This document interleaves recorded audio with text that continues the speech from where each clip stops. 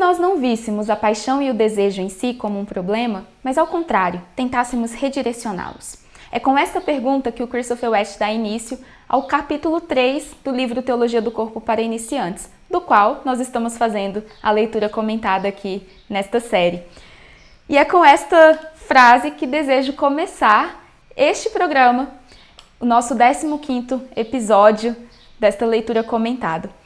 Um carinho da providência divina falar sobre o desejo exatamente no dia em que a igreja recorda a Páscoa da nossa querida Santa Teresinha do Menino Jesus e da Sagrada Face, cuja imagem vocês podem ver aqui atrás, ela que tem nos acompanhado aqui, com esta imagem nos últimos episódios da nossa leitura comentada, mas falo dela porque Santa Teresinha dizia: Deus não nos daria desejos irrealizáveis. Uma mulher que soube, de uma maneira muito simples e ao mesmo tempo gigantesca, profundíssima, orientar os seus desejos para o fim último destes desejos.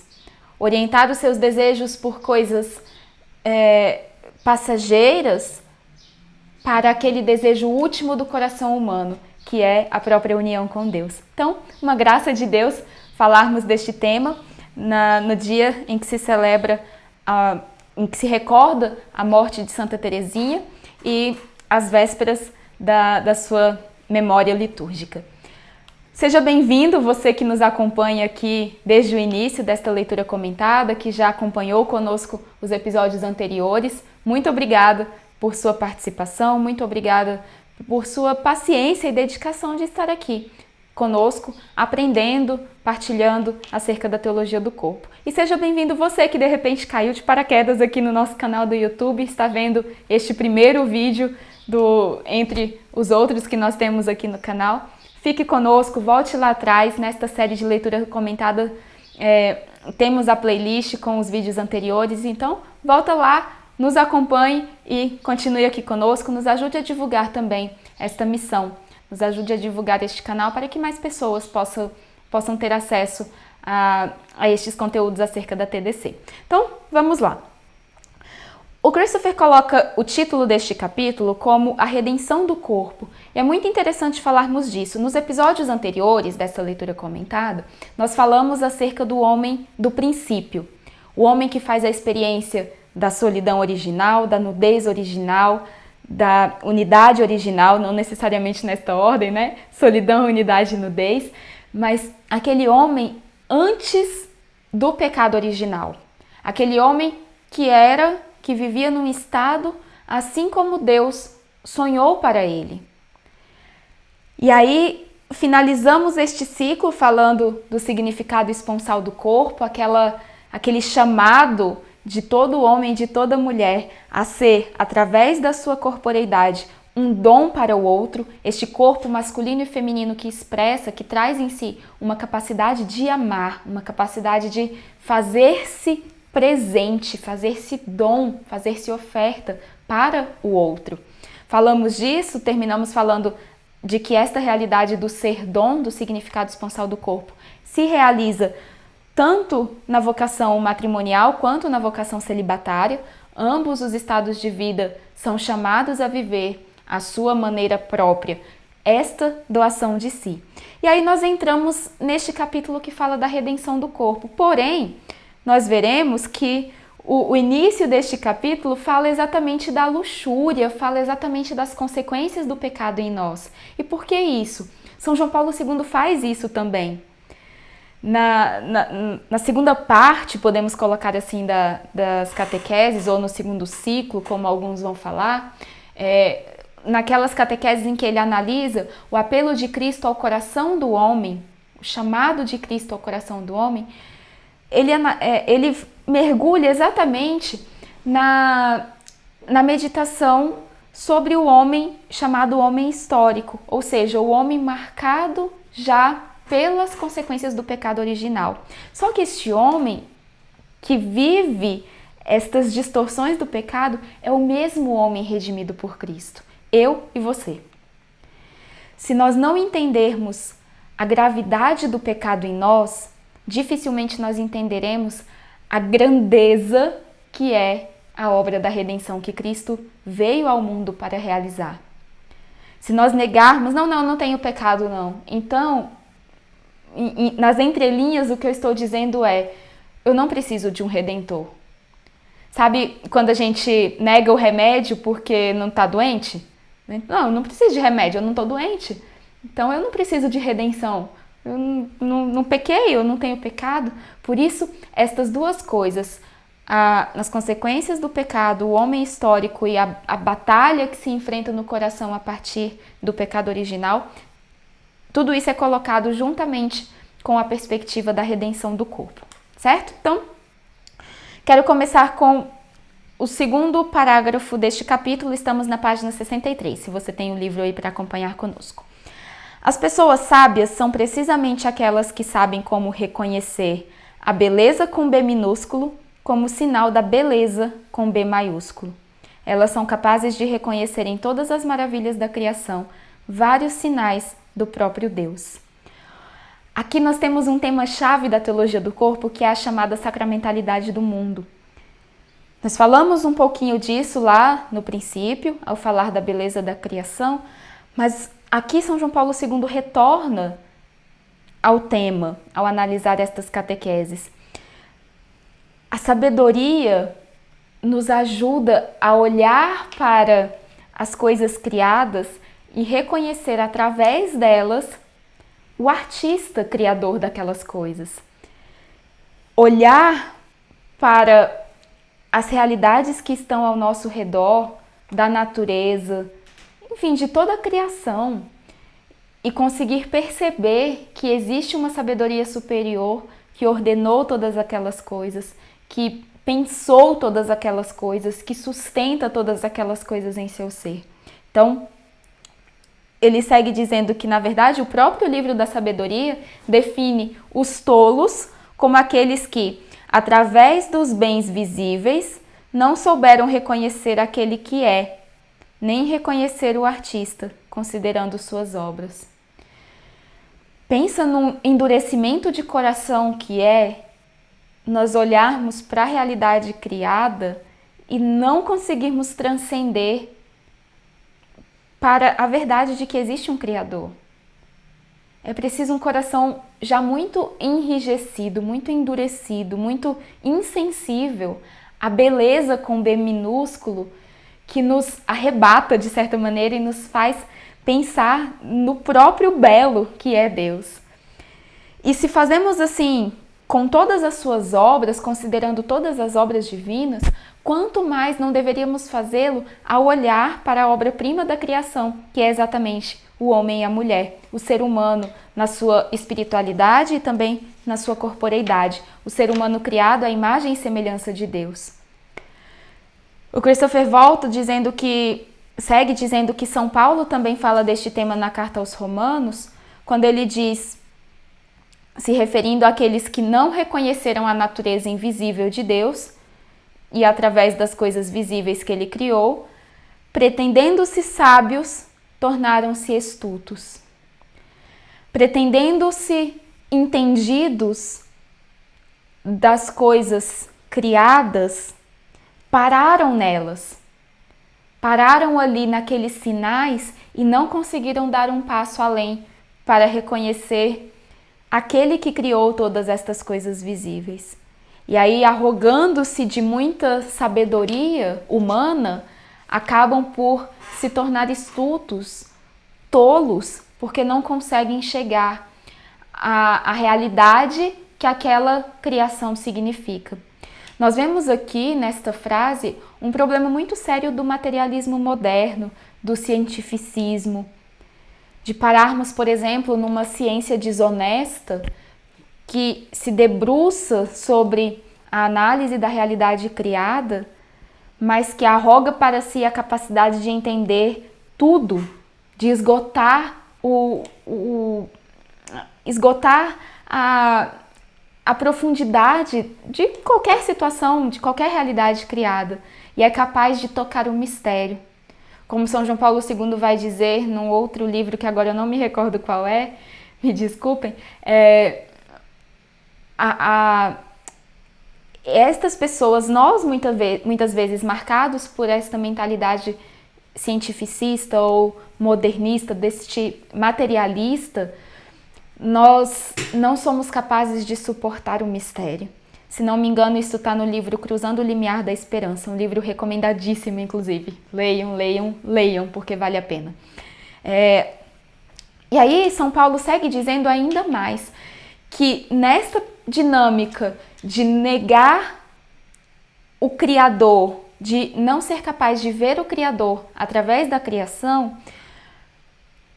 esta troca da glória de Deus por imagens humanas é a raiz da luxúria sexual. Ou seja, ele acaba dizendo que esta incapacidade de fazer um upgrade aqui, de dar um passo a mais nas realidades visíveis para a realidade invisível, acaba por ser a própria raiz da luxúria sexual. Por isso, Deus os entregou aos desejos dos seus corações, a imundície, de modo que desonraram entre si os próprios corpos, trocaram a verdade de Deus pela mentira, veneraram e adoraram a criatura em lugar do Criador. É uma passagem de Romanos que o livro traz. Adoraram a criatura em lugar do Criador. O pecado original, de uma forma resumida, poderia se descrever com esta frase: adoraram a criatura no lugar do Criador. Negaram o dom do Criador. Negaram que Deus lhes daria de forma plena ser como Ele e tentaram tomar para si aquele ser igual a Deus. Sereis como deuses, da sedução da serpente. É negar o dom que vem do Pai, negar aquilo que vem de Deus e tentar resolver com as próprias mãos. Não querer esperar confiantemente na providência, no carinho, no amor paterno do Deus Criador. E isso desemboca na luxúria, e podemos fazer sim essa associação, porque quando nós vivemos a linguagem do nosso corpo, por exemplo, na união sexual de uma maneira falsa, seja numa sexualidade desregrada, num sexo antes do matrimônio, fora do matrimônio, melhor dizendo, numa vida que nega a castidade, a dignidade da pessoa, nós acabamos negando o dom de Deus, que quer nos ver felizes. Muitas vezes nós buscamos a felicidade nestas realidades luxuriosas, não castas, porque nós duvidamos que Deus é capaz de nos fazer felizes. E é por isso que ele entra aqui na sequência, neste subtítulo, redirecionando o Eros para o infinito. E ele começa dizendo: nós veneramos aquilo que pensamos que irá satisfazer os nossos desejos mais profundos. Exatamente o que eu falava. Todos nós temos desejos, sim ou não? Todos nós queremos alguma coisa. Todos nós nos sentimos, de certo modo, incompletos. Parece que muitas vezes tudo que nós temos, ainda que a pessoa tenha muito dinheiro, tenha os bens que deseja, tenha as pessoas queridas ao seu redor, mas falta algo. E aí, se nós não entendermos o que é este algo que falta, nós vamos acabar buscando a satisfação destes desejos nas realidades criadas, nas realidades efêmeras, passageiras. E aí acabamos por venerar e muitas vezes até mesmo por idolatrar aquilo que nós entendemos como algo capaz de saciar estes nossos desejos mais profundos. E aqui eu deixo a pergunta para você, para fazer mesmo um exame de consciência. Será que tem acontecido na sua vida uma idolatria das coisas que você acha que são capazes de te fazer feliz? Seja você mesmo e as suas vontades, seja alguma coisa material, dinheiro, bens, viagens, casa, enfim, as riquezas deste mundo, as glórias deste mundo, a fama, o sucesso, as curtidas nas mídias sociais. Às vezes, nós somos tentados mesmo a ter estas realidades como os nossos ídolos, porque nós deixamos de confiar que Deus é capaz, e o único capaz, de satisfazer os nossos desejos. E o que é este desejo? Porque, não sei você, eu desejo aquilo que é bom, aquilo que eu acho que é bom. Eu desejo aquilo que é bonito.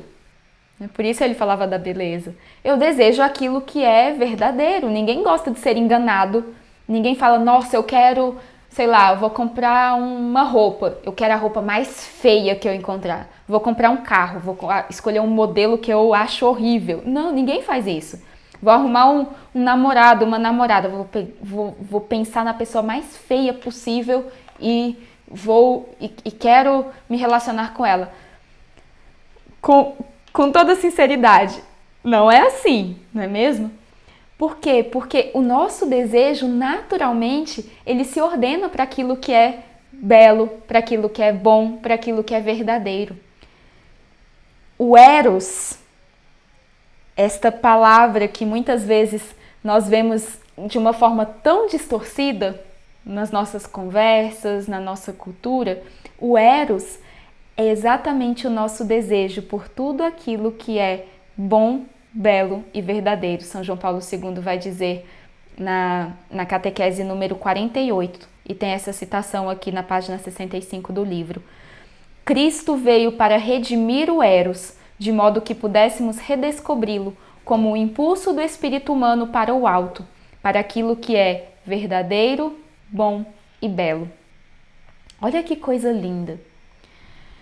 Nós somos criaturas de desejo, nós somos criaturas marcadas por esta realidade do desejo. Nós queremos as coisas, nós somos atraídos pelas coisas e de forma particular por aquilo que nós julgamos bom, belo e verdadeiro. O erro muitas vezes está em achar que aquilo que é bom, belo e verdadeiro com letra minúscula vai ser capaz de saciar todo o desejo do nosso coração, e não. Só quem é capaz de saciar o desejo do nosso coração mais profundo, o desejo mais profundo do nosso coração, melhor dizendo, é aquele que é bom, belo e verdadeiro com letra maiúscula.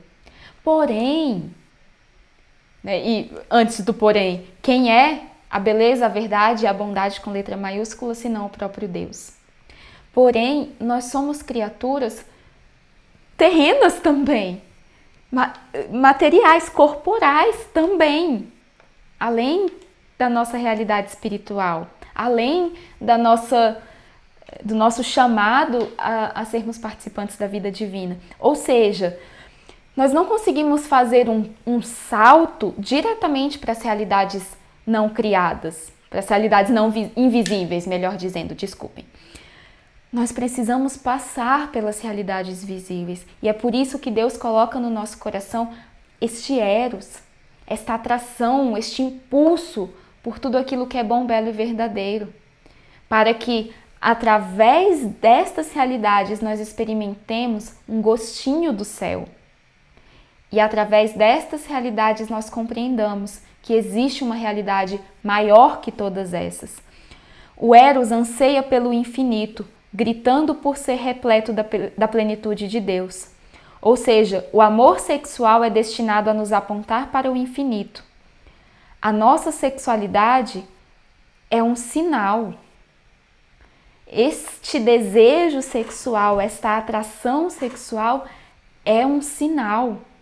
É algo que não é mal em si mesmo, porque foi Deus que o colocou em nós, na nossa humanidade, mas não é um fim também em si mesmo. E quando vai dizer ele aqui, quando o eros fica estagnado no próprio corpo, nós passamos a esperar que a beleza com B minúsculo realize aquilo que só a beleza com B maiúsculo é capaz de realizar. É quando nós focamos simplesmente na beleza, na bondade, na verdade, de forma que mais própria no âmbito da sexualidade, na beleza do corpo, na verdade da outra pessoa que está ali na nossa frente, num bem que nós reconhecemos ali no outro. Mas quando nós paramos nisso, nós podemos correr o risco de trocar a letra minúscula, melhor, a letra maiúscula pela letra minúscula.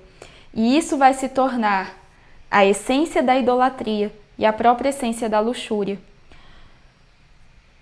Porque nós vamos desordenar o nosso desejo. E como não encontraremos saciedade, nós continuaremos buscando aquelas mesmas coisas infinitas, buscar o infinito no finito, e nós seremos incapazes de encontrá-lo. E aí nós poderemos correr o risco de ficar num vício, de buscar, por exemplo, na sexualidade, no sexo, e mais sexo, e mais sexo, algo que só Deus poderia nos dar. Ainda, por trás de todo falso Deus, com letra minúscula, obviamente, existe o desejo distorcido pelo Deus verdadeiro. Isso aqui é algo bem importante também que vale a pena nós comentarmos. Existe essa distorção do Eros em nós, como consequência do pecado original. Porém, é importante recordarmos que por trás de todo falso Deus, por trás de todo desejo distorcido, existe um desejo sincero pelo Deus verdadeiro, ainda que nós não saibamos, ainda que a pessoa não reconheça isso. E aqui eu chamo a atenção para a necessidade de nós termos um olhar de misericórdia para aquelas pessoas que vivem numa vida de luxúria, de sexualidade desregrada, porque muitas vezes nós podemos cair no perigo de apontar o dedo, de julgar o outro que vive uma vida assim. Ah, você está buscando nessa realidade, nossa, que péssimo. Mas não nos colocamos como auxílio para ajudar aquela pessoa a enxergar que o que ela está buscando, por exemplo, num sexo desregrado, é Deus. Então aqui fica um convite para termos um olhar misericordioso para as pessoas que vivem esta realidade. E quem sabe não, e antes de tudo, ouso dizer, nem quem sabe, porque todos nós infelizmente vivemos isso, um olhar misericordioso para nós mesmos, uma paciência conosco para entender que nós estamos numa jornada, guiados pela graça do Espírito Santo. Por isso a perspectiva, pecado e redenção estão juntas, guiados pela vida no Espírito que nos é dada através da realidade da redenção que Cristo realizou para nós. Nós estamos nessa jornada de aos poucos irmos nos livrando dos nossos vícios e buscando saciar os nossos desejos com as realidades divinas. As criaturas desejam a beleza infinita. E para chegar até ela, nós vamos, como eu falava, passar pelas realidades finitas. O Evangelho não nos chama a nos esquivar dos anseios eróticos, mas a nos debruçarmos sobre eles o mais profundamente possível. Isso aqui também é bem interessante, bem importante, porque muitas vezes quando nós entramos na caminhada de fé e nos deparamos com os nossos desejos, nós entramos em conflito. Porque eu quero viver uma vida casta, mas eu sinto um desejo desordenado por determinada pessoa. Eu quero viver uma vida reta, eu quero agradar a Deus, mas eu caio aqui e ali. E aí eu tendo a pensar muitas vezes que o desejo é mau. Você já se perguntou, ou por que Deus não tira esses desejos de você? Ou já pediu a Deus que tirasse este desejo de você? Tirasse a sua liberdade, talvez? Mas Deus não faria isso, porque Ele colocou este desejo em nós exatamente para que chegássemos até Ele. O que precisamos pedir em nossa oração é para que Ele nos ajude a orientar este desejo para Ele. É a distorção do pecado que nos leva a experimentar o Eros como um impulso que nos arrasta para baixo. O Eros é este vetor que nos leva para cima e não para baixo. Precisamos da graça do Espírito. Precisamos do vinho novo. E para concluirmos aqui esta meditação, desde o surgimento do pecado, o Eros tem sido separado do ágape. Ou, para utilizar o simbolismo de Caná, o Eros tem ficado sem vinho. O primeiro milagre de Cristo é restaurar em superabundância o vinho ao Eros.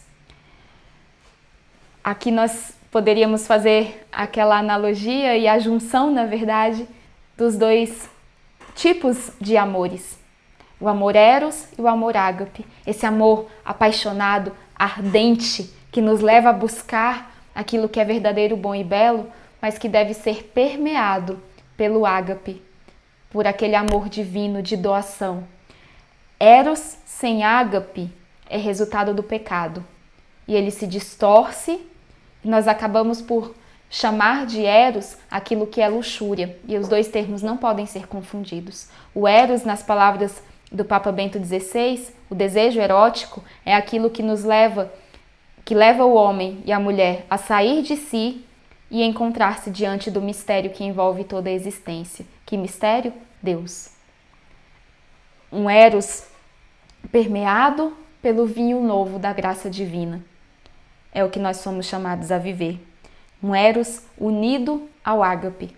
Um eros que nos faz sair de nós para buscar aquilo que é bom, belo e verdadeiro, mas fazer este movimento de saída, sabendo que o nosso fim último e o único capaz de saciar o nosso desejo é o próprio Deus.